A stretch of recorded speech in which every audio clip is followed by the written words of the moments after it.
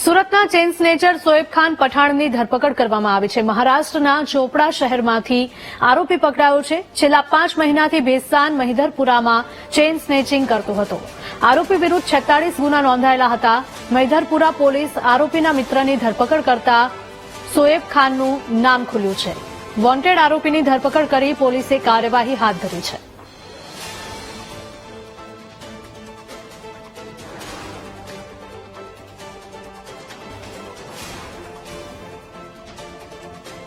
તો આરોપીની ધરપકડ કરવામાં આવી છે, જેમાં વધુ પણ ખુલાસો થઈ શકે તેવી શક્યતાઓ છે। પોલીસ દ્વારા તેની પૂછપરછ કરવામાં આવી રહી છે। હજુ પણ અગાઉ કરેલી લૂંટ અને ચેઇન સ્નેચિંગની ઘટનાના ખુલાસા થઈ શકે છે। સુરતના ચેઇન સ્નેચર સોએબ ખાન પઠાણની ધરપકડ કરવામાં આવી છે।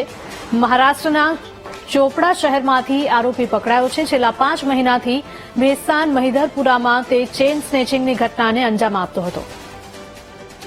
સંવાદદાતા શૈલેષ જોડાયા છે। શૈલેષ, જણાવશો કે સુરતના ચેઇન સ્નેચરની ધરપકડ કરાઈ છે, શું ખુલાસા થયા? ખટોદરા પોલીસે આ મોટી કહી શકાય તેવી સફળતા મેળવી છે। ચેઇન સ્નેચિંગની સાથે સાથે મોબાઈલ અને સ્નેચિંગ કરતા 2 રીઢા આરોપી છે એની ધરપકડ કરી છે। મોઇન ખાન અને રાહુલ ખત્રી આ 2 આરોપી પાસેથી હાલ તો 4 મોબાઈલ ફોન, 10 સોના ચાંદીના સિક્કા તેમજ સોનાના ઘરેણા મળી કુલ 5,74,000થી વધુની મત્તા કબજે કરવામાં આવી છે। આ બંને આરોપીઓ વિરુદ્ધ સુરતમાં અલગ અલગ પોલીસ સ્ટેશનમાં લગભગ 9થી વધુ ગુનાઓ નોંધાઈ ચૂક્યા છે। આ બંને રીઢા જે ચેઇન સ્નેચર છે તેની પૂછપરછ હાલ ચાલી રહી છે ને વધુ ગુનાનો ભેદ ઉકેલાય તેવી શક્યતા વ્યક્ત કરાઈ રહી છે।